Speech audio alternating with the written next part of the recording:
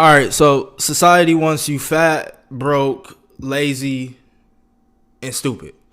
How can we not become fat, broke, lazy, and stupid? Well, we need to do a couple of things. So that's what we're gonna be talking about in this video. How to outwit the devil, how to outwit this opposition. It always feels like in life we have this opposing force that's going against our momentum, that's want us to self-sabotage and want us to revert back in our old ways. So there's a few steps that we need to do to really understand this control or power that's over us, and how can we ultimately fight it and win. So without further ado, let's jump straight into it. All right, here we are in the presentation. Let's do the damn thing. How to fight the devil and win. Let's get started. Why should you be listening to this video? Why should you even care about fighting the devil and winning? Why should you want to take these things? Well, like I told you in the intro, there's a global agenda to keep you broke, unhealthy, fat, stupid, dumb, lazy. And this is because the people at the top, they want to win. And in order to win, you have to not have very strong competition. It's a lot easier to win when there's not strong competition. So in order for there to not be strong competition for themselves and their future generations, their kids, since they have control, since they have power, which we're gonna get into more in a second, is how this whole game is set up. But since they have control, since they have power, they want you to lose. Yes, yes, yes, yes, King. I forgot my camera's right here. So yes, King. They want you to lose. It's unfortunate, but it's the way it is. So what's at stake? Your soul's at stake. Your soul is at stake. Where you go after you die, if you believe in that type of philosophy, or just your soul as far as like your mind, will, and emotions here on earth, your destiny, ultimately where you end up. Your decisions equal destiny. And this is going to heavily, massively affect your decisions, which is the devil and like what you're influenced by. Your quality of life, how you spend your time, your freedom, what you're able to do, your security, how you're able to live, your fulfillment, the quality of life that you have, your ability to impact others, your ability to grow, to learn, your ability to win, to come up, to make it happen, to make yourself, God, and your family proud, to buy your mama that house, whatever. This is very instrumental to your success. If you don't fight the devil, if you don't win, you will lose, because the devil is the adversary. So how do we fight the devil? How do we win? How do we do all these things? And I'm not just talking in a religious sense. We'll get into it in a second. But in general, we need to be aware of who the devil is. What is the devil? What's the plan? What's going on? How? What's the weapons? Reframe the enemy's weapons in order to use them as weapons of your own, aka Aikido. So we're going to do some mental Aikido and understand pendulums to stay consistent. So who or what is the devil? Well, is it this fiery red figure with horns that's doing an arm wrestle with Jesus that we all seen? Maybe for some people, and you can interpret like that. Me personally, my beliefs is I believe in Jesus Christ as Lord and Savior, the way, the truth, and the life. So in the Bible, it talks about how the devil is the adversary. Now, that's one belief, again, system of, the devil maybe being a fallen angel, but at the end of the day, it's God's enemy. God's enemy. So that's the first interpretation that I've been aware of like where it's originated from is like the Bible, right? So God's enemy is the devil. But also, in my opinion, this has a psychological factor or a mental factor as well. And this is the ego. So when we are at a point where we can decide what we're going to do next, aka we're trying to figure out what something means to us and how we're going to react or how we're going to respond to it. Anytime that we respond out of ego, out of our lower self, out of our flesh, out of our lower emotions, out of lower pressures, out of these deadly sins, these things that go against the Most High and kind of His will for living, then we're living out of ego. And even in a more, again, practical, like psychological sense, a lot of times our ego is hung up on survival mechanisms. So we can ego. I heard a good acronym was for edging God out. So in the way that the ego works, it's kind of like when it feels threatened, we put up these walls for security. So like, for example, if like, just in my life. So like growing up, I'll have different relationships with women. Some will go the way I wanted to go, some wouldn't go the way I wanted to go. Certain things was said, some things wasn't said. So over time, you start to have certain triggers. So like for me, when somebody talks about, maybe you're a know-it-all, or you make people feel bad when the way you talk, or you think that you're better than everybody, or you put on this. So like all these things that people say, those can start to be trigger points. So like, when I would hear in like later relationships, a more healthy relationship, someone's trying to help me, someone's trying to help me get to the next level, instead of receiving it as something healthy that's going to allow me to grow, I receive it as kind of like an attack, as like a weapon. And again, this is only due to ego, because a lot of times we're scared to change. So like, uh, you know, the survival part of us, the fleshly part of us ourselves, it's all about survival. So like, in order to survive, you want things to be consistent, you want things to be patterned. However, the spirit side of us, the God side of us, the divine side of us, it's all about growth. It's all about change. It's all about constant and never ending improvement. So that's where, those two are kind of battling out on a psychological sense. And then finally, again, on a fleshly way, the flesh in itself is of the nature of the ground. Now, the flesh is not the body's not from the devil, the body's from God, and like there's beautiful things about the body. However, when we're ruled by the body, when we're ruled by our lower selves, when we're ruled by our lower desires, like lust, like greed, like envy, like jealousy, like strife, like hate, like all these different things, like anger. Like a lot of times you hear people use anger and like these lower fleshy emotions to fuel their success. When we're ruled by those, we don't necessarily have control, and then we're not free. We don't have that sense of freedom. And if we're not ultimately free, how can you really feel at peace? So, again, the physical is like this flesh of emotions, like it's real physiological responses that we feel to stimulus. And how we interpret the stimulus, whether through our ego or through our spirit, is ultimately going to determine who we're serving, God or the enemy. Let's continue. Now, how does society set us up to lose? So we just uncovered the who and the what, the devil, who it is, what it looks like. Okay, bet. So the devil's hitting me on all these different angles, but what practically is happening out there that's keeping me stuck, that's keeping me set up to lose? Well, we got three big enemies. We got the media, we got the advertisers, and we got the school. So first, the media. This is like your news outlets. This is your social media. This is the articles and the news, the people that's reporting what's going on in the world. A lot of times these articles, these things that they're reporting are pushing fear, it's pushing anxiety, it's pushing hate, it's pushing violence. And it's not because these people are bad people, I try to hope to believe, but these people ultimately want clicks. These people want attention. We live in an attention economy. So if they could get attention to their media, that's gonna make them more money, which leads to the next. Once they got attention, now they need to sell us something. This is how businesses are formed. Once you get attention, you sell something through the channel. And the key to business is high margins. Well, one of the keys, but you want to have high margins. So what they do is they figure out things that they can make super cheap or damn near for free, and then sell it to us as cheap drugs.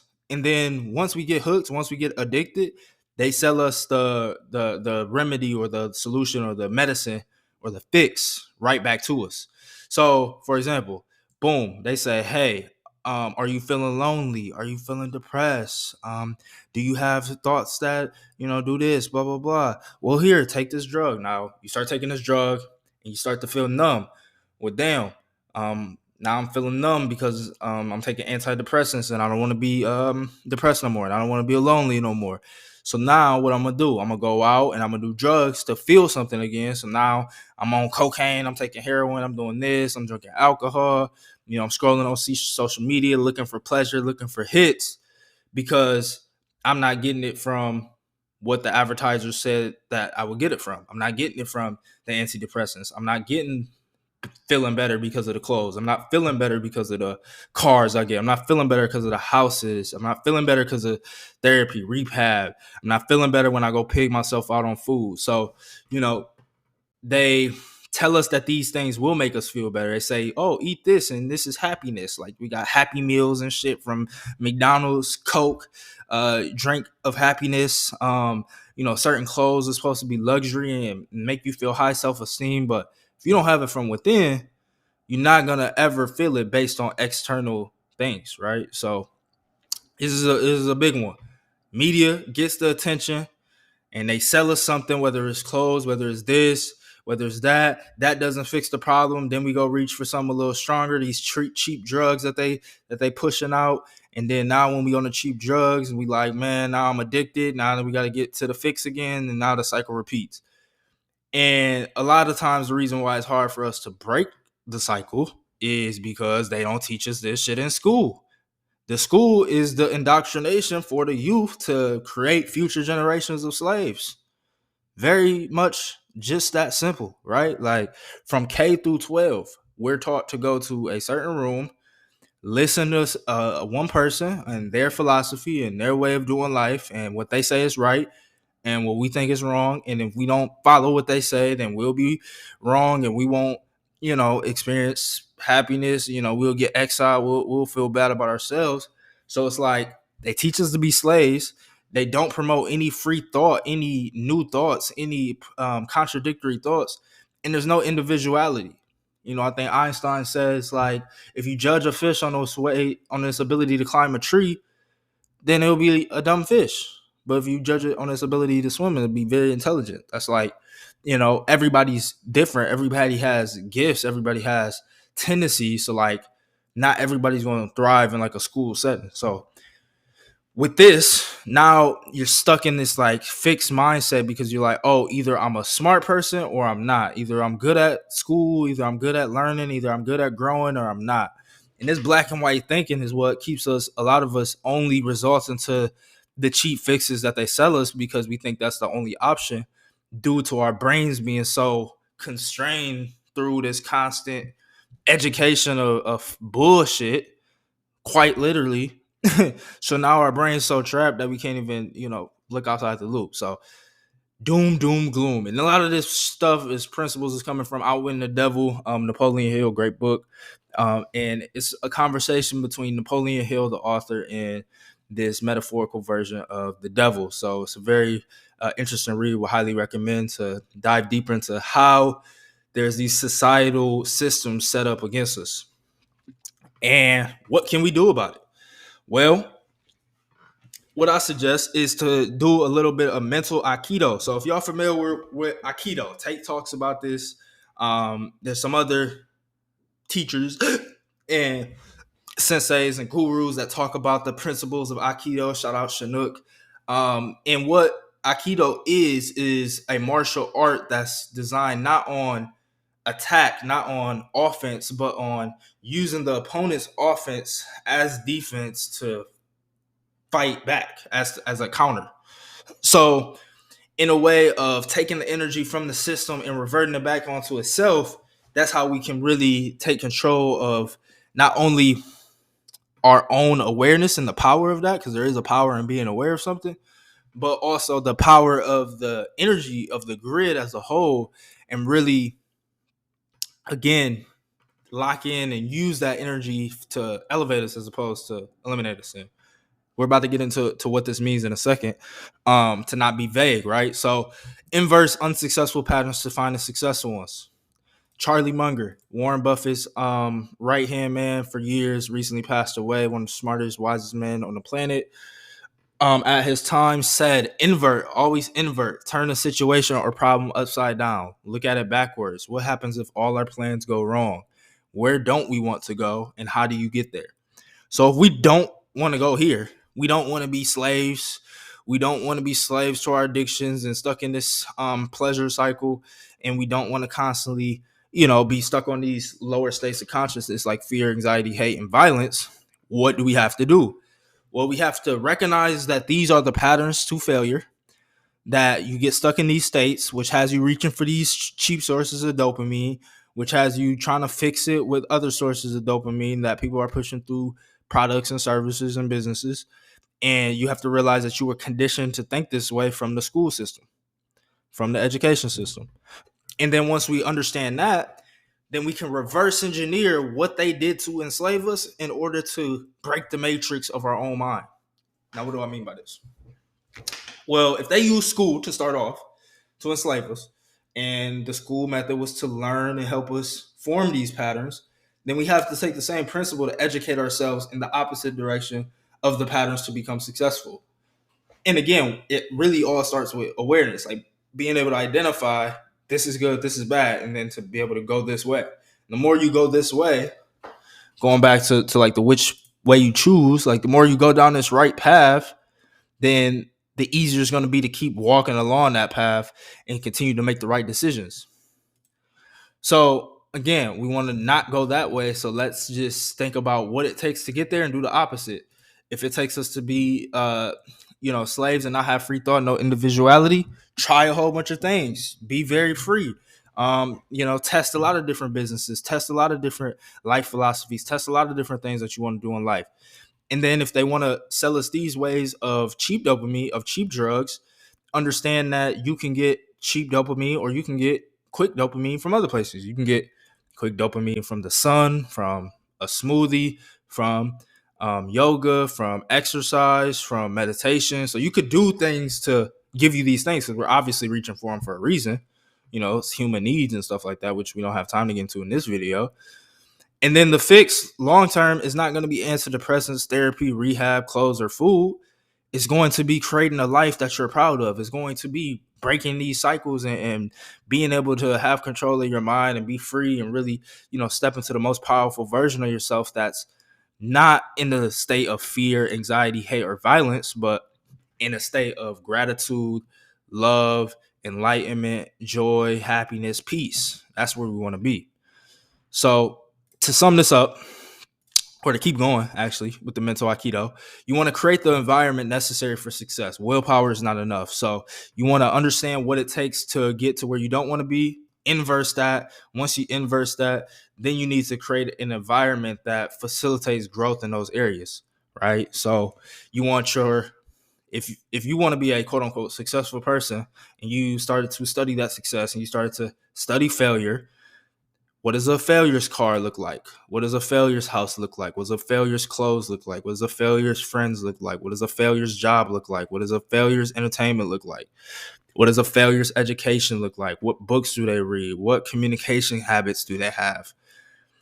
And a lot of times this is easier to identify than successful people because many of us grew up in an environment that wasn't necessarily that successful. So you could quite literally just look around you and be like, okay, yeah, that's what bro's car looked like, and he worked here, and then she worked here, and then this is the crib that they lived in, this the crib. So you can start to see these unsuccessful patterns a lot easier, which is why it's a powerful way to really empower yourself to make changes and improve your life.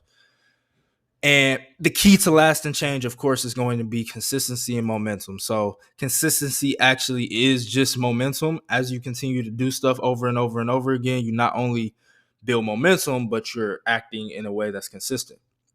And the way that it works is through this principle and idea of a pendulum. So I got this from a book called Reality Transurfing. Y'all check it out. It's about manifestation and using the energy of the planet and the grid of our own internal systems to manifest what we want.